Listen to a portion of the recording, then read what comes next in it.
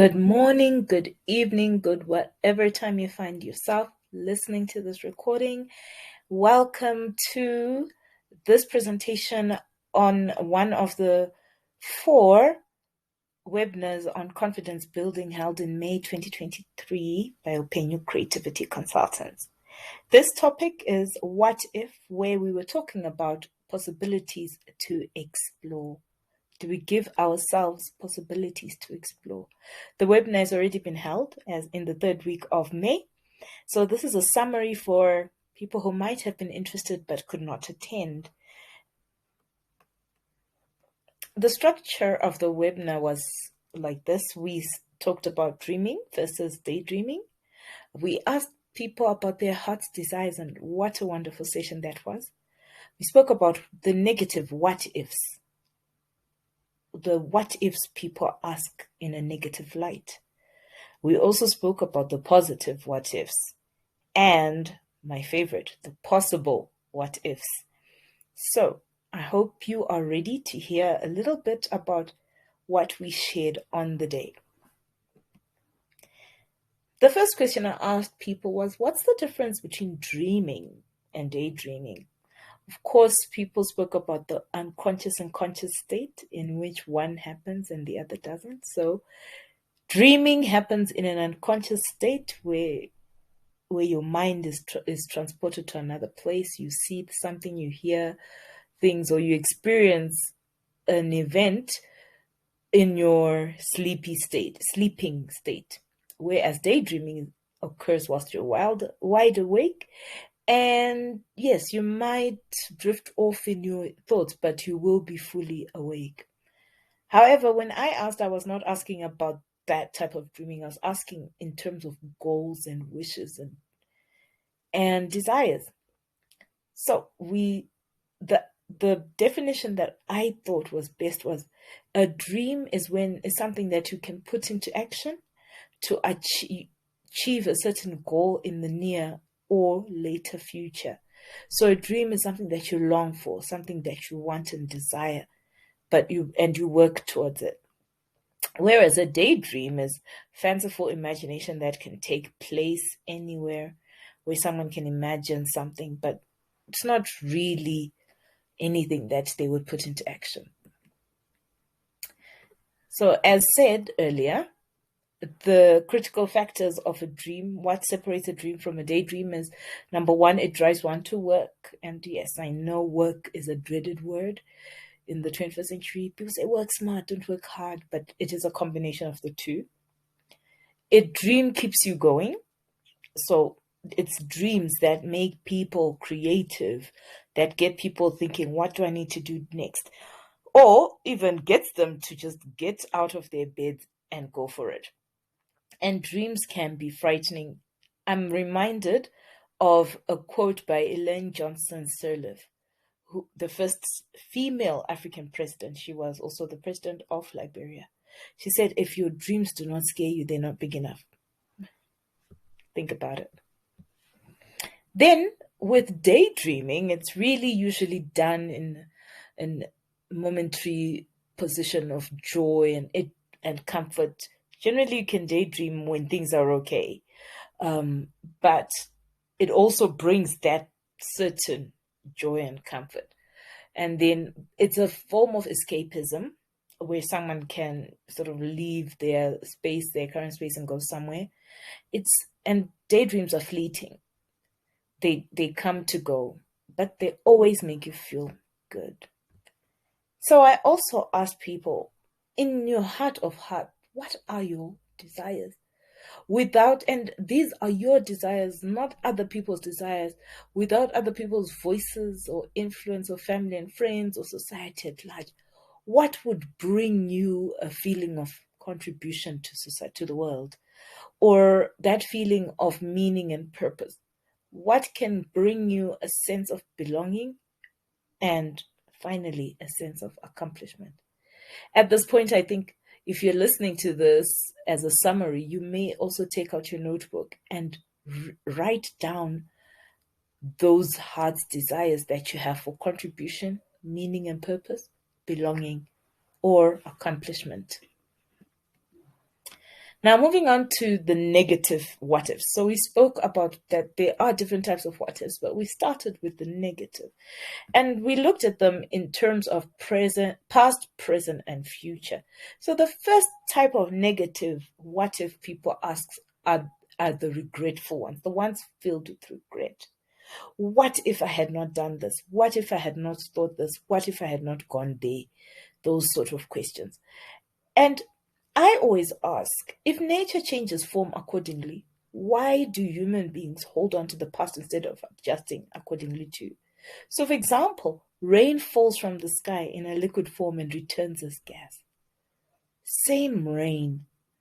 Yes, we may have made mistakes in our past, but do we need to stick to that? Do we need to be that version of who we were in the past? And then do we need to ask, what if I had not? You did. Let's move. As hard as it may be, it's good to move on. Next, in the present tense, people overthink. And I see it on social media and I wonder, is this a badge of honor? People now talk about, I overthink. Don't do that to me because I'm overthinking. But it's not, is it really a good thing to be overthinking? And how many times do you or have you ever gotten stuck in a moment? You didn't achieve the things you wanted to do because you were overly thinking about it and overly analyzing the situation and how people are going to respond if you say something, if you do something. But then, unfortunately, how many times does overthinking really help? How many solutions have people got from their overthinking sessions? Then the other negative what ifs come from hesitation to do something. So Roy T. Bennett says, instead of worrying about what you cannot control, shift your energy to what you can. That's interesting. Because most of the time when we think of the future in a negative light, we have conversations with ourselves. We do the thing in our head and all we can see is failure. And so what do? We hesitate. We hesitate to the point of sometimes we don't even do it. Or the time passes by and then we're like, oh, time passed by. And so the deadline is finished. And so you blame other people because of your hesitation. I wonder. But all is not lost. All the three that we spoke about, I also said they can absolutely be changed. There's another side to that coin. And the first sort of change is gratitude. So imagine telling yourself it could have been worse. Yes, even what we consider as the worst day of our lives may have been the single defining event of our lives. So instead of calling it the worst day of your life, maybe you can call it the most defining day of my life. And I can give you a personal example of losing my mother and my father. On each of the individual days that happened, or I got the news as a child, I look at them now and say those were defining moments in my life. I don't just say they were the worst days of my life. No, they were defining because they have made me into the person that I am to a very great extent. So yes, I might have lost something that I can never gain, but there's something to be grateful about that. The strength that it gave me, the understanding, the compassion towards other people. The second one is in the present, and that's confidence. So when you swap overthinking for confidence, you'll be able to do what needs to be done when it needs to be done, because you are not overthinking something. You're not like, oh, I can't do this, I need help. You say, look, I've got the talent, I can do this. And even when you fumble, you can laugh at yourself or you can pick yourself up and still go on. So in your present time, the positive what ifs come from confidence. And then the next is the future one, hope.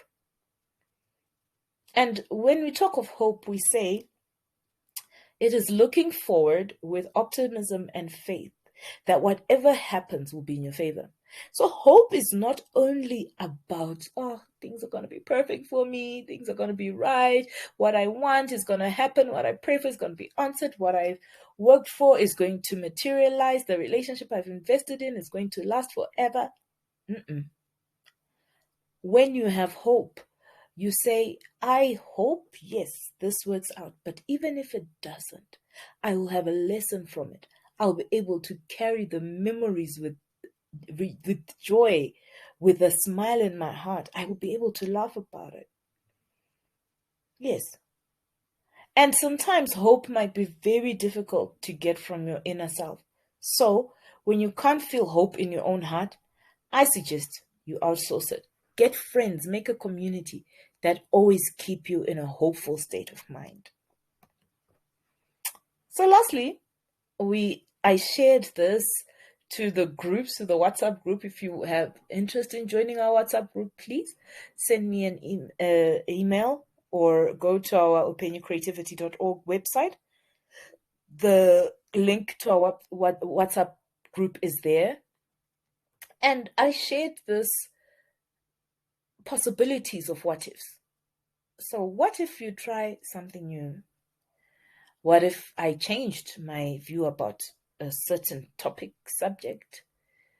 Or what if I wrote it down clearly? So a lot of people have dreams, but they've never written it down.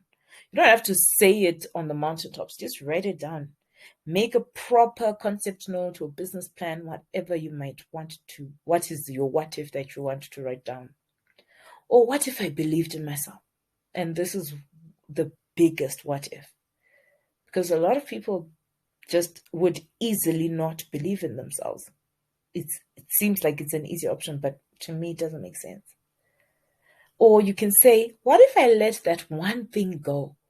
Maybe that one grudge, that one event, that one dress that you hold on to because of I don't know, some memory. Maybe if you let it go, things will change in your life. What if just letting go of things that don't serve you anymore? And sometimes those things are big. Letting go of a job, letting go of a relationship,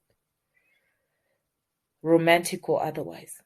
Sometimes you just need to let people go. Or what if I asked for help? Ooh, this one was very difficult for a lot of people. A lot of people are apologetic when they ask for help. I'm sorry, but can you help me?